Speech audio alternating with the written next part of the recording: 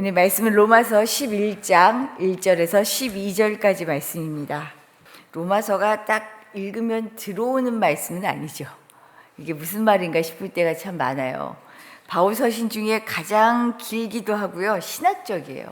복음을 가장 자세하게 설명한 책인데 이게 이렇게 딱 와닿는, 더군다나 우리가 번역에 있어서도 와닿는 어떤 말씀으로 여겨지기는 쉽지가 않아요. 사실은 바울이 고린도에서 로마 제국의 심장부인 로마시에 있는 그리스도인 공동체에게 쓴 이 편지가 쓴 목적이 몇 가지가 있어요. 그 중에 하나는 로마 교회 내 목회적인 분열을 해결하고자 하는 목적이 있었어요. 이 분열이라는 게 어떤 분열이냐면 이방인과 유대인 사이의 관계예요. 이방인 그리스도인과 유대인들 사이의 관계. 바울은 자신을 향해 이방인에게 복음을 전하도록 부르심을 받은 사도다라고 얘기했죠. 자기가 사도로 부르심을 받은 목적이 분명했어요. 이방인들을 위해 부르심을 받았다. 그리고 로마 교회 역시 지금 편지를 쓰고 있는 로마 교회 역시도요. 주로 이방인이 출석하던 교회입니다. 그런데 이 안에 문제가 되고 있는 일 중에는요, 하나님이 유대인을 자신의 택한 민족으로 구원하셨고 또한 예수 그리스도를 통해서 이방인들도 구원하셨는데, 이미 유대인들은 택한 백성이고 이방인들도 구원하셨는데 이들의 관계를 어떻게 설정해야 되는가라는 문제가 있었어요. 이런 점에서 로마서는 유대인과 이방인의 관계를 잘 설명하고 있어요. 사실 오늘 이 말씀도 딱히 딱 봤을 때 뭔가 무슨 말씀이지 하고 들어오진 않지만 이 관계를 설명하고 있어요. 특히 우리가 이미 읽은 9장에서 11장까지의 말씀이 이것을 더욱 분명하게 증명하는 듯한 이야기예요. 로마서 9장 11장의 내용은 과거에 하나님이 이랬고 현재 이렇고 앞으로 이렇게 진행될 거야 라는 이 맥락 속에서 이야기가 펼쳐집니다. 오늘 말씀도 그래요. 간단하게 이 부분을 그냥 딱 설명하면 과거에 하나님은 이스라엘을 선택하셨어. 택하셨어. 그런데 지금 현재 택함을 받은 이스라엘은 하나님의 의가 아니라 자기 열심과 의의를 세우면서 불순종하고 있어. 그럼 이들은 어떻게 될까? 불순종하니까 어떻게 될까요? 그냥 내쳐야 될까요? 앞으로 하나님은 그럼에도 불구하고 자기 백성을 버리지 않는 신실하신 분이야. 뭐냐면 결국은 유대인이나 이방인이나 모든 사람을 향한 자비를 위한 구원의 큰 계획을 갖고 계시다라는 것을 얘기하시는 거예요. 그래서 율법이 폐할 것이 아니라 어떻게 해요? 완성하기 위해 예수님이 오셨다 그러죠. 마찬가지예요. 유대인이 지금 잘못하고 있죠. 택한 백성이 잘못된 길을 가고 있지만 그렇다고 내치시는 분이 아니고요. 이들까지 다 이 모든 일들을 통하여 모든 사람을 구원할 계획을 갖고 계신다라는 것을 보여줘요. 사실 이 문제는 지금도 우리에게 동일한 질문이에요. 우리 그리스도인들은 예수님을 믿어 구원에 이르렀다라고 하는 자부심이 있죠. 그런데 이 시대에 질문을 받습니다. 입술로만 예수님을 믿어서 사는 사람이 그리스도인인가? 아니면 정말로 하나님의 말씀을 살아내는 사람이 그리스도인인가? 이 질문 많이 받잖아요. 구원의 고백과 특권의식은 있는데 삶의 흔적이 없는 사람들, 마치 당시 선민사상이 젖은 유대인들과 많이 닮아있지 않아요.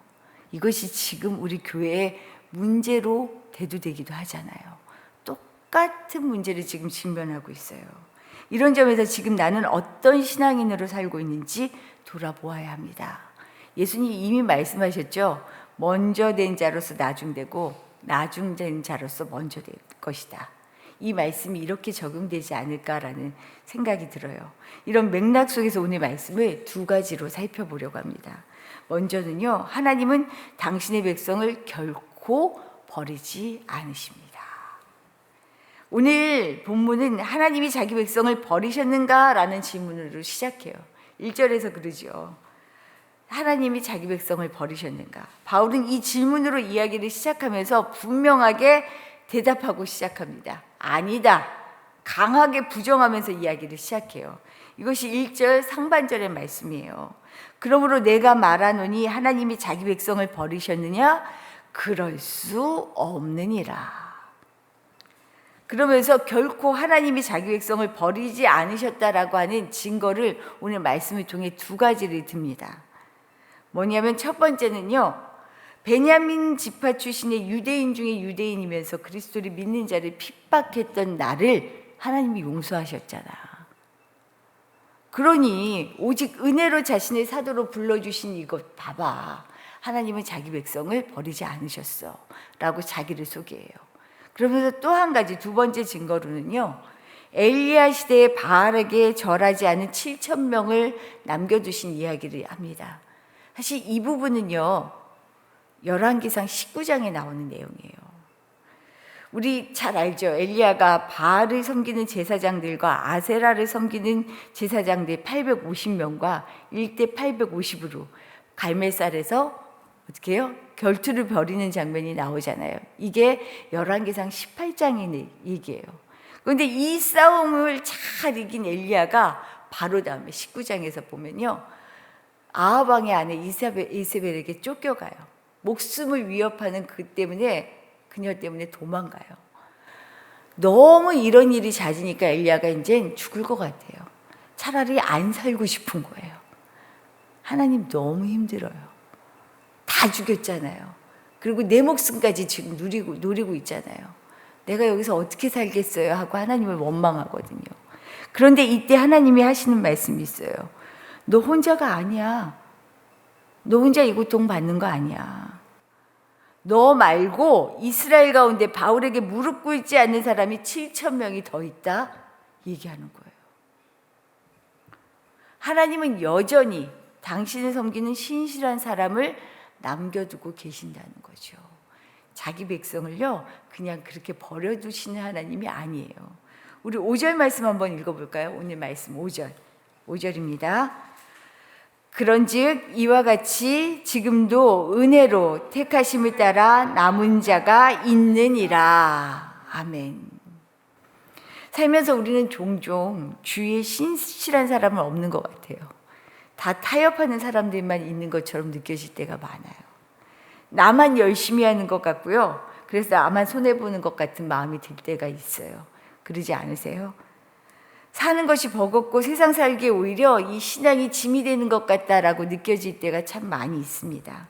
그러나 하나님은 어느 때나 신실한 당신의 사람들을 곳곳에 두고 계셔요. 이전에도 그러셨고요. 지금도 그러시고요.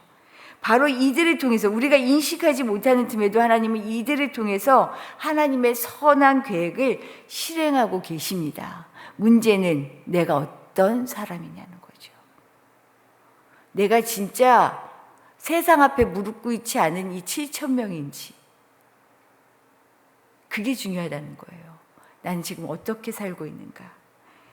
하나님의 역사는 이렇게 면면이 이루어집니다. 당신이 택하신 백성들을 통해서요, 하나님의 뜻을 이루어 가고 계셔요. 하나님의 역사 속에서 내가 하나님의 백성으로 살아가기를 힘쓸 때 하나님은 결코 우리를 모른 척하지 않으십니다. 우리를 귀하게 사용하고 계셔요. 우리가 이 일을 위해서 부르심을 받은 사람이고요, 이 땅에서 이런 목적을 가지고 살아가는 사람들입니다. 그러니까 두려워하지 마세요. 때로는 엘리야처럼 너무 삶에 지치다 보면, 너무 삶에서 나를 위협해 오면, 그냥 앞에서 그냥 잡아먹을 듯이 삼키듯이 다가오면요, 사람은 겁나게 되어 있어요. 그래서 그러잖아요. 엘리야가 우울증에 걸렸던 것 같다 이렇게 얘기하거든요. 왜 안 그러겠어요? 죽을 맛이죠. 그런데 하나님은 홀로 두지 않으셔요. 절대 버려두지 않으십니다. 이렇게 자기 택한 백성을 끝까지 보호하시고 함께하여 주신다는 사실을 믿고요. 오늘도 좀 힘나게 살아가실 수 있기를 부탁드립니다. 더불어서요, 그런데 이처럼 은혜로 택하심을 입는 자가 있는 반면에요, 택하심을 받지 못한 자들이 있는 것처럼 보여요. 오늘 말씀을 보면 우리 7절 말씀 한번 읽어볼까요? 7절입니다. 그런즉 어떠하냐? 이스라엘이 구하는 그것을 얻지 못하고 오직 택하심을 입은 자가 얻었고 그 남은 자들은 우둔하여졌느니라. 여기 우둔하여졌다라는 말을 세번역에서는요, 완고해졌다라고 표현해요. 그런데 우리가 성경 말씀을 보면 8절 말씀을 보면 하나님이 그들을 완고하게 하신 것처럼 보여요. 성경에서 바로의 마음을 완악하게 했다 이런 표현들이 있죠. 그럼 하나님이 이미 뭐 그냥 완악하게 되도록 조정해 놓으신 거야? 이렇게 착각하는데 진짜 착각이에요. 이건 뭐냐면 완고한 이들을 하나님이 일부러 완고하게 만들어 놓으신 것처럼 볼 수 있지만 우리가 9절, 10절의 말씀을 통해서 알 수 있는 것처럼 하나님은 아무런 이유 없이 완고케 하신 것이 아닙니다. 이스라엘의 악행 때문에 그들에게 완고케 하는 벌을 내리셨어요. 그리고 그것은요, 완고하게 해서 벌을 내리는 것으로 끝나지 않아요. 11절, 12절의 말씀을 보면요, 그 목적이 있어요. 이 완고함을 통해 그들도 돌이키고 세상도 다 같이 돌이킬 수 있게 하기 위한 거예요. 다른 말로 우리 9절, 10절 말씀을 보면 다윗의 시를 인용해요. 시편 69편에 다윗의 시를 인용하는데 이 시가 어떤 시냐면 의로운 자들을 핍박하는 악인들을 향해서 하나님이 보복해달라는 기도시예요. 의롭게 살고 있는데 하나님의 말씀에 따라 살아가는데 이때 괴롭히는 악인들이 있습니다. 이 일을 하나님이 갚아주세요라고 다윗이 기도하고 있는 내용이에요. 왜 이 기도를 지금 적용하고 있을까? 바울은 이 기도를 통해서요, 당시 그리스도인들을 핍박하는 유대인들에게 지금 적용하고 있는 말씀이에요. 완악하게 된 이들의 죄를 알려주고 있는 거예요. 그런데 중요한 것은요, 이들의 악함으로 벌을 받는 것이 끝이 아니라 11절, 12절의 말씀을 통해서요, 이스라엘이 지금은 넘어지는 것 같고 벌을 받는 것 같지만 이 실패가 오히려 다시 온 땅을 풍성하게 하기 위한 기회다라는 것을 알려주고 계셔요. 우리 11절, 12절 말씀 한번 읽어볼까요? 11절, 12절입니다. 그러므로 내가 말하노니 그들이 넘어지기까지 실족하였느냐? 그럴 수 없느니라. 그들이 넘어짐으로 구원이 이방인에게 이르러 이스라엘로 시기나게 함이니라.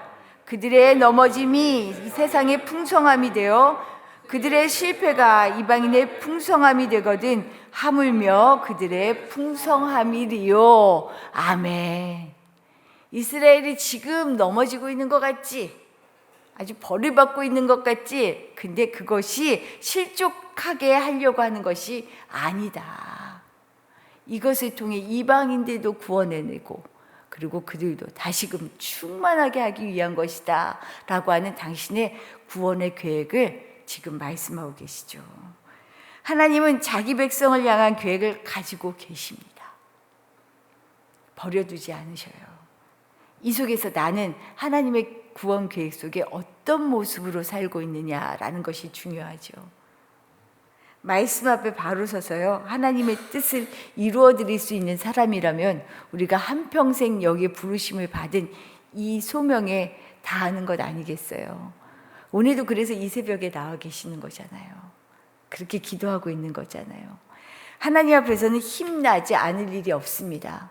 당연히 세상에서는요, 세상은 하나님을 거스리고 하나님의 뜻을 거꾸로 가게 하는 것이 사탄의 목적이기 때문에 힘든 일이 없으면은 오히려 이상한 거죠. 괴롭혀요. 마음을 괴롭히고요.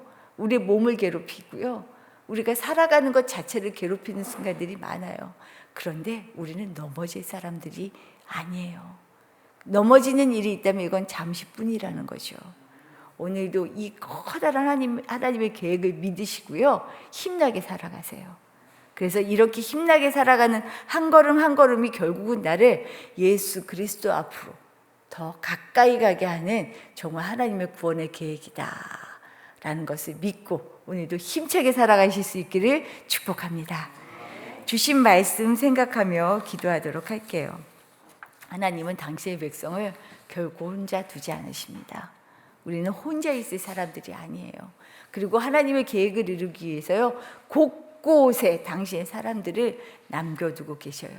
그들을 통해 이 온 땅이 모든 사람이 당신의 자녀 되기를 기대하고 계셔요. 우리 이런 마음으로 결국은 하나님의 나라가 완성되리라라고 하는 이 사실을 굳건히 믿고요. 오늘도 힘나게 살아가실 수 있기를 이 일을 위하여 기도하시기를 부탁드립니다.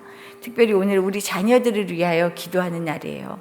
우리 자녀들이 세상 가운데 흔들리는 사람들이 아니라 세상 가운데 중심을 잘 잡고, 지금은 이게 뭐지 싶은데요, 하나님 복음의 씨앗이 잘 들어가 있어서 하나님 굳건하게 세상 속에서 하나님의 자녀로 살아가게 해주십시오. 기도하시고 우리 자녀들의 이름을 하나하나 불러가면서요, 하나님 앞에 정말 의탁하고 의뢰하는 기도를 드릴 수 있기를 바랍니다.